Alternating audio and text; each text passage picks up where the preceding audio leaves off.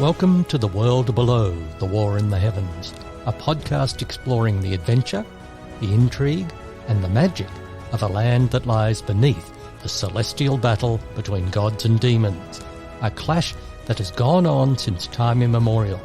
I'm your guide, your interlocutor, and your host, Michael Pryor. Welcome everyone to episode 30 of The World Below, The War in the Heavens podcast, the 10th of season 3. This one is all about Dimon III, the peaceful monarch.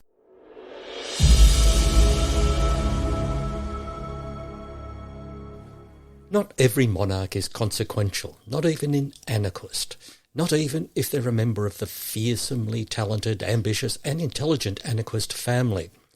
Dimon III is in some ways a placeholder, steady as she goes, nothing to see here, move on folks, but let's see if we can find some juicy tidbits in his reign as monarch of Anaquist, the most fabled land in the entire world below, the war in the heavens.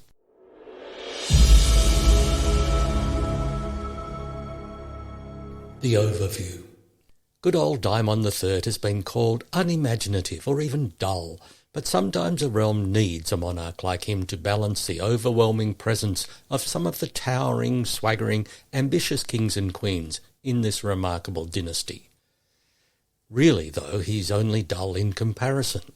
Most of his subjects might have had that peaceful, easy feeling, but taken on his own merits, he was an admirable king, and his reign has many fascinating highlights. Dimon III was born in the year 421, and his birth name was Athanasius.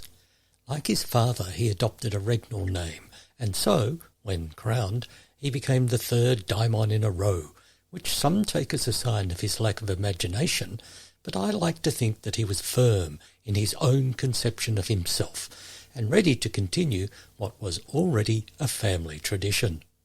He was in the middle of 3 siblings, and as explained in our last episode, he was chosen by his father to succeed him thanks to getting top marks in an essay competition. That's only partly a joke because King Dimon II, his father, asked each of his children to submit, in writing, reasons why they should succeed him. He judged Dimon's response to be the best, because neither of the others mentioned the people of Anaquist at all. And here's a sign of what was to come in Dimon III's reign. His childhood was remarkably trouble-free, with the realm being at peace within and without. He was educated, along with his siblings, mostly by the famous scholar turned tutor Vitalia Ashbolt. Vitalia was renowned as a philosopher with a decidedly empirical outlook, and was persuaded to leave the Hypogeum and join the royal household, where she educated the royal children for nearly 20 years. Given an almost free hand, she was greatly in favour of what we'd call a well-rounded education, with mathematics, languages, rhetoric, magic and history, balanced with music, practical arts, weapons training and juggling. Dimon married Canute Jefbar in the year 440, and their first child, Dimon, was born the same year. Corin, a daughter, was born the year after, while 2 more children, Sendia and Ascot, were born in the years 444 and 446 respectively.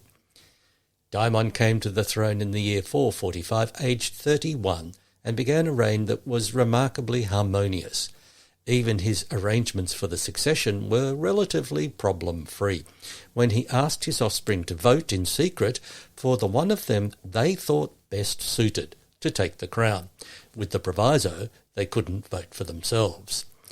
He died in the year 454 at the age of 33 from an injury he sustained when backstage at the Great Theatre, stumbling on a prop and gashing himself on what was meant to be a blunt prop sword. The wound became infected, and despite heroic measures, he succumbed.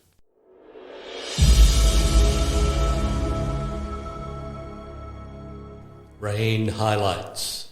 The Tumbling Mania. In a calm and peaceful time, the Tumbling Mania stands out. Although it generally inspires a laugh or two, the Tumbling Mania was a serious phenomenon that caused great concern within and without Anaquist.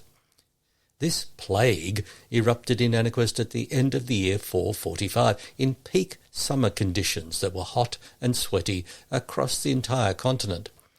Like most plagues or pandemics, this began slowly, with vague reports of something odd happening on the far southwest coast of the realm. The town of Mesgorling was the first named site of an outbreak of what became known as the Tumbling Mania. A number of first-hand records exist, journal entries and diaries of family members who first recorded the strange symptoms, long before any doctors or officials got around to making notes, and their descriptions are always laden with bafflement and despair. Now, whether this was a disease, a condition, or an outbreak of mass hysteria is unclear, as are its causes, but the Tumbling Mania was a matter of great concern, controversy and heartache. Different people exhibited slightly different symptoms, but generally it began as a headache or perhaps a slight fever. Soon after, and this could be within a matter of hours, limbs would start twitching before entering the final phase of the Tumbling Mania, and the sufferer would find themselves helplessly pitching forward into a somersault or forward roll. Some people would break into a cartwheel or even a series of backflips, but this sort of thing was uncommon. In the full grip of the Tumbling Mania, sufferers would cry out as they somersaulted and somersaulted again. If they were indoors, they would often crash into furniture or walls, injuring themselves, sometimes severely. Outdoors, they could tumble forward for hours until exhausted or too injured to continue. Naturally, older people suffered more, but the Tumbling Mania struck all ages. It spread quickly too, often running through households and families within a day, and soon it was believed that even seeing an afflicted tumbler was enough to pass on the disease. So many people went about averting their eyes and refusing to help others, even neighbours and people they knew. Deaths were uncommon but not unknown, and they were usually due to, as mentioned above, injury sustained in the helpless tumbling and flailing of limbs, rather than the disease or condition itself. The Tumbling Mania generally lasted only a couple of days, the irresistible urge to tumble gradually fading until it could be resisted, and then it disappeared entirely. Soon after the first sufferers began tumbling in Mesgorling, it quickly spread until everyone in the town evinced some level of symptoms. What was at first a ludicrous and laugh-worthy sight soon became a neighbourhood of despair, as those who were in the grips of the Tumbling Mania cried out, tears running down their cheeks as they helplessly somersaulted, tumbled, cartwheeled and rolled. When the mania began to die down, news came from other towns nearby that the Tumbling Mania had spread, and many were in its grip. The Tumbling Mania caused panic as it rolled across Anaquest. Towns tried isolating themselves, barricading the way to travellers, but it was futile. The Tumbling Mania had one town after another full of helpless and bruised acrobats. As the plague approached the capital city, Dimon III sent medicos, scholars and doctors to try to get to the bottom of the phenomenon, but apart from catching the mania themselves, rolling head over heels and flinging their notebooks to the winds as they did so, they achieved nothing. The capital city watched the progress of the Tumbling Mania across the realm with trepidation. "It's only a matter of time," said the doomsayers. Many fled the city and headed east, hoping to leave the plague behind. The doomsayers were right. In early 446, the Tumbling Mania struck Anaquest, the capital city of the realm of Anaquest. Soon, hundreds of thousands of people were rolling and somersaulting down the streets. Commerce, religion, industry and family life went by the wayside as sufferers were helpless in the grip of the condition. Deaths and injuries came not from the disease itself, but from unfortunate tumbling into deep water, off balconies, into fires. In a few weeks, the Tumbling Mania ran through Anaquest and was into the countryside to the east of the city, hopping from town to hamlet to settlement, before dying out on the far east coast. The last recorded case of the Tumbling Mania of 445-446 was on the island of Hitherto, off Point Calx, the easternmost extremity of Anaquist. A youth tumbled and rolled for 3 days without stopping before he prostrated himself, famished and nearly dead of thirst, and brought back to life only by the tender ministration of his parents. Modern experts have hazarded all sorts of guesses, ranging from spasms caused by eating mouldy grain to magical experiments gone wrong to an infectious delusion, but nothing is certain. The Tumbling Mania had faded by the end of the year, but continued to flare up over the next century and a half before disappearing entirely, with the last outbreak recorded in 1050 in the reign of Queen Dimon III.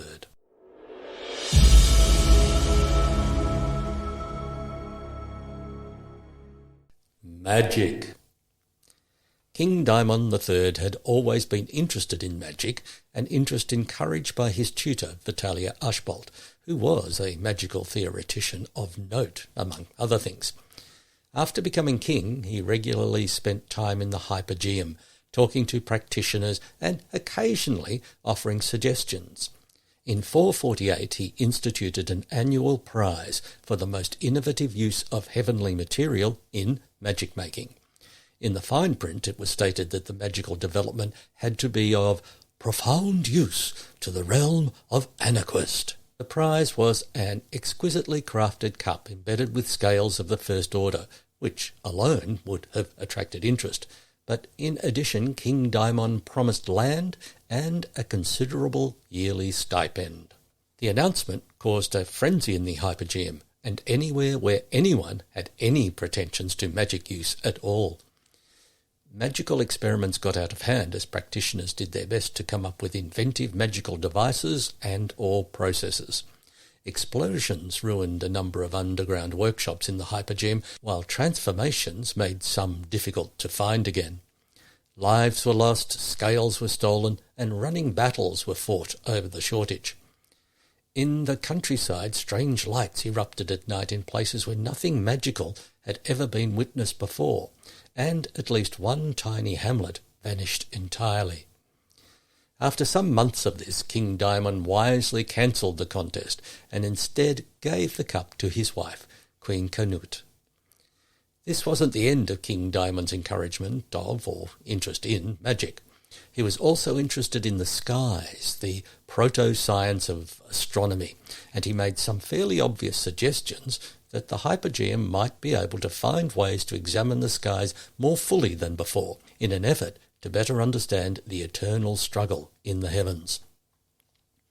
Going one step further, he constructed the tower for heavenly observations in the stronghold that is still used in the present day by King Otho of Anaquist.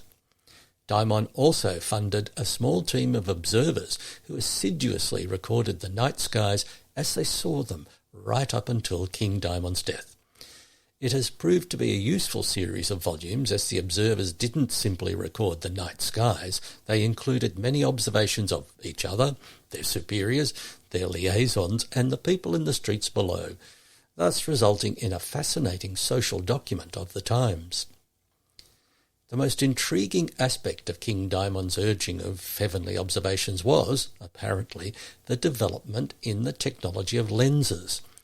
At this time, glass couldn't be made clear enough for satisfactory lenses, not even eyeglasses, so any notion of a glass-lensed telescope was fanciful and remained theoretical.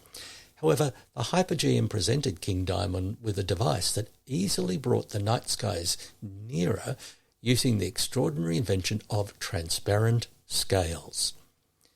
The actual inventor of transparent scales, or more properly, the inventor of the process that turned heavenly but opaque coloured scales into crystalline, totally see-through scales fit for fashioning into lenses, is unknown. Whether they were even known at the time is unknown, and no record of the process has survived until today. Only one telescope was made, and that vanished in the sack of Anaquist in the reign of Queen William IV in 1131. Another remarkable magical event occurred during the reign of King Dimon III, and that was the first ever recorded formal magical duel, where two foes wielded magic derived from the heavens above to settle a personal feud. Now, this isn't to say that enemies had never settled scores by magical means before. As soon as magic was harnessed, some turned their minds to using it for violence. Ambushes, traps, and then face-to-face combat where magic was flung at each other was rare, but not unknown. What happened in King Dimon's reign was the first formal duel, which was as far away from an up-country magical brawling as it could be. Formal duels had been fought for as long as there had been aristocrats, upper-class oiks who were sure that they had reputations and that those reputations were worth fighting over. Swords were the usual choice, but in midwinter 448, Calagenia Arkstum of the fabulously rich and landed Arkstum family demanded satisfaction from her one-time close friend Decima Allenman for insulting her betrothed, Palinurius Verlison. This alleged offence had occurred at the Grand Midwinter Ball the week before, where Decima had apparently made comments about the dancing ability of Palinurus and drew conclusions about some other areas where he could be lacking. Both women were practitioners in the Hypogeum, and they agreed that magical methods would be the appropriate manner of settling their dispute. The details of this highly formalised, tightly conventional confrontation come from Taubman and Ince, Magic in the World Below the War in the Heavens, and it's one of the liveliest parts of that monumental work. By this time in the history of Anarquist, the ridge to the north of the road to Beacon was taken up with some of the most magnificent houses, virtual palaces in their own right. A large park, well wooded, separated this part of the city from Lowtown, and it was in this park, on the bank of a stream that rushed its way to the Geffo River, that the duellists agreed to meet at dawn. The morning was crisp and very cold, but the duellists agreed to wear the by now traditional duelling gear of white tunic over black leggings. Their seconds took their cloaks and weapons were examined. As this was the first ever formal magical duel in the world below the war in the heavens, no rules existed for the weapons to be used. The seconds had negotiated for days before standards were agreed upon, and both combatants had brought very similar devices. Decima Allenman's second was her cousin Servius. He wrote an account of the duel and even made a sketch of the devices, so we have some idea of what the two duellists were presenting to each other. The result of the negotiations was that the foes could create a magical device which took an agreed number of scales, fashioned them into discs, then stacked them in an order that they desired. A hole would be bored through the centre of the stack, and when the stack was turned on its side, if all was well fashioned, it would present a multicoloured cylinder with an ominous hole to point at one's foe, a hole that would channel and aim the magical power that the wielder had calculated. Servius Allenman was no magical practitioner, so he didn't bother to detail the colours of the scales, so we can only wonder at exactly what combination the duellists created. Hefting their own cylinder, the two moved apart the agreed-upon 30 paces. The overseer, the guardian of propriety, asked both if they wanted to continue, and neither demurred. He gave them the count of 3, and then the magic was unleashed. Bolts of fire, lightning, howling winds, and strange shimmering vapours sprang from the bore of both devices, but neither duellist flinched, and they were both enveloped in unearthly radiance. Calagenia Arkstum screamed, Decima Allenman swore, and then the awful light stopped. Where the duellists had stood were 2 scorched patches. No trace of the women remained. Immediately the news was abroad. The temple slapped a ban on magical duels, calling them a blasphemous use of heavenly material. King Dimon proclaimed a similar ban, decrying the danger and the waste of life.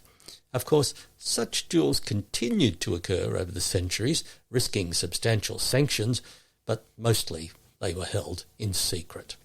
Continuing the theme of magic and heavenly affairs, during the reign of King Dimon, rumours of demon worshippers began to emerge.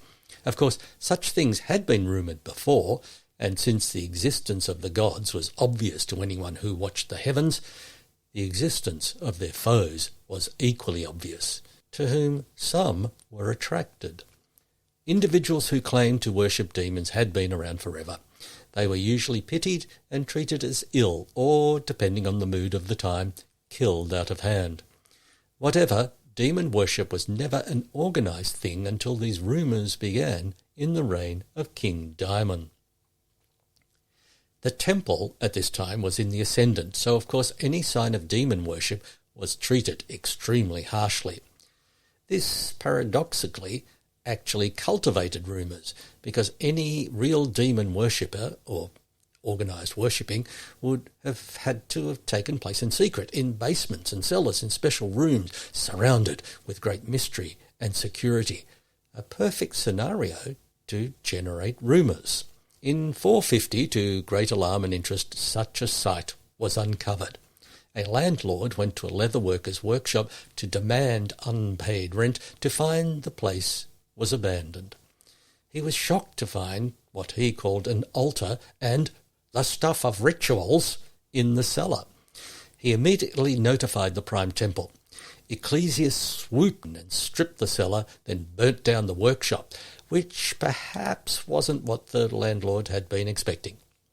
A few days later, the prime ecclesiast announced that a den of cult worship had been destroyed.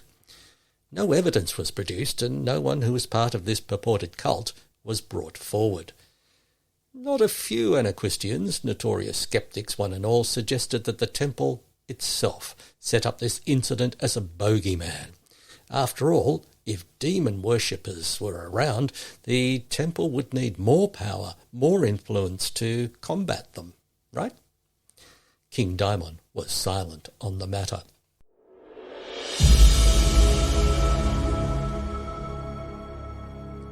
The theatre-goer. King Dimon, from an early age, was an enthusiastic theatre-goer, enjoying raucous comedies more than tragedies. In his late teens, before he came to the throne, he would often go backstage and chat with actors and playwrights, who found him thoughtful and supportive. Dimon was the one mostly responsible for reviving the reputation of the second-century ribald dramatist Sinta Alanis. When he became king, he continued to attend performances, but his consorting with the playmakers lapsed. Nevertheless, he still showed his support for the art in an extremely practical way. The theatre of Kenlil, usually known as the Great Theatre, was built in the reign of Queen Kenlil I in 161, and even though it was still the major venue for dramatic works, thanks to its seating capacity of nearly 2,000, by the time of Dimon III it was definitely showing its age.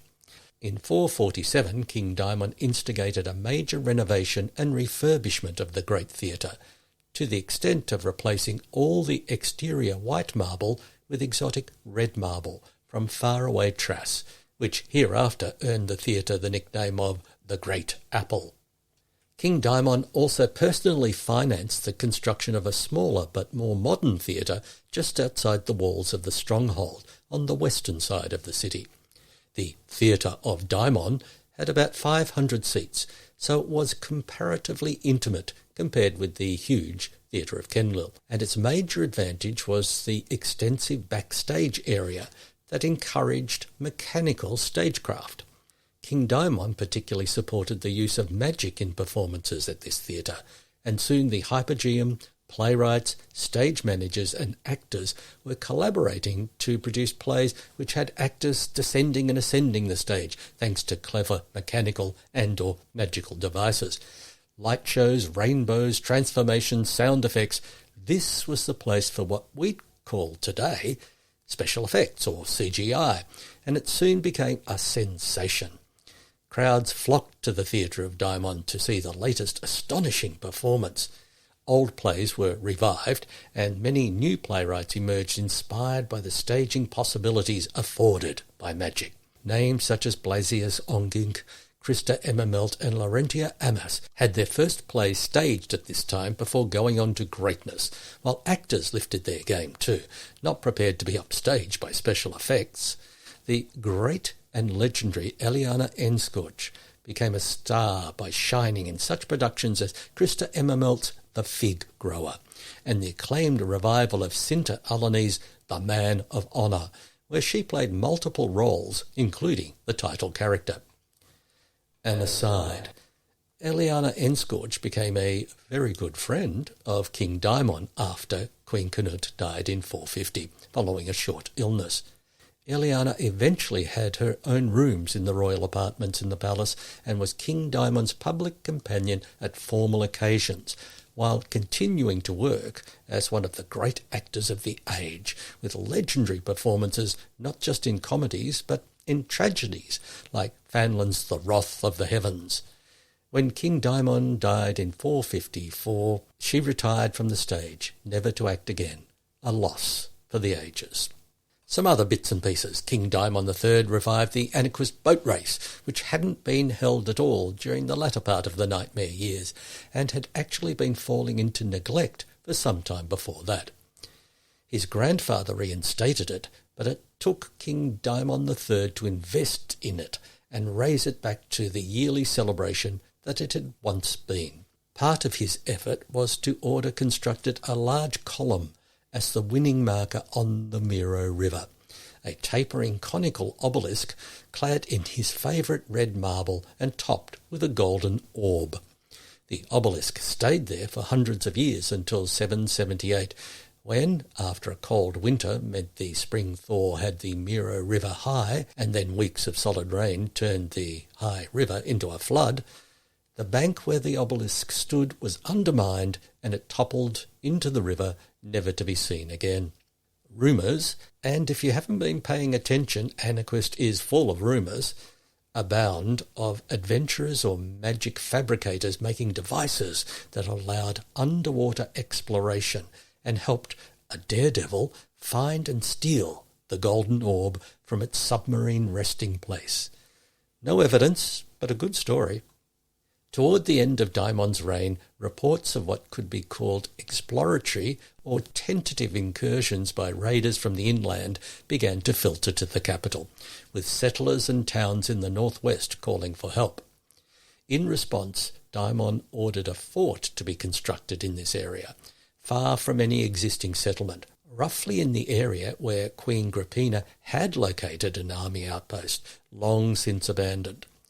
The fort of River Bend eventually became a town in its own right, as people were attracted to settle around it, relying on it for safety. The town is still there in present-day Anaquist, prosperous, even though the fort is mostly a museum these days. And since we're getting down to the nitty-gritty, it tells us something about King Dimon III, that he was at great pains to improve the water and sanitation throughout the capital, and not just in the stronghold and the royal palace. He established a position with importance just below that of the Advisory Council, and this position had the sole responsibility for water and sanitation. He ordered this commissioner to investigate the state of water supply and sewage, the result of which was the building of many new fountains throughout Lowtown for the everyday supply of water to its many inhabitants.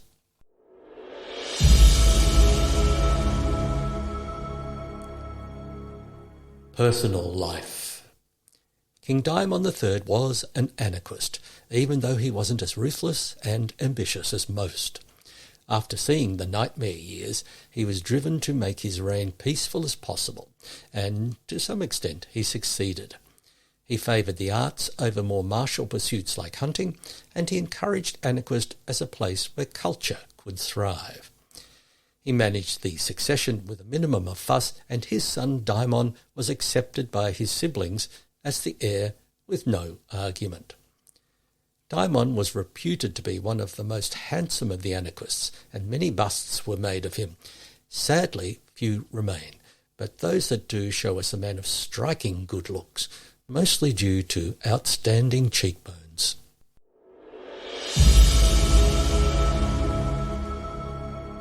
And that's it for King Dimon III, a peaceful monarch. And that's also the end of Season 3 of the World Below the War in the Heavens podcast. I'll be back before too long with Season 4, and in the meantime, don't forget to subscribe and like. You can also find us on Facebook and Twitter and Instagram, so keep an eye on them for developments. Farewell, and may the heavens smile on you. This has been The World Below the War in the Heavens, a podcast exploring the history, culture and esoterica of the world below, a continent of magic and mystery with inhabitants who keep one eye on the sky at all times. I've been your host, Michael Pryor. If you'd like to find out more about me and my books, pop over to www.michaelpryor.com.au. Farewell.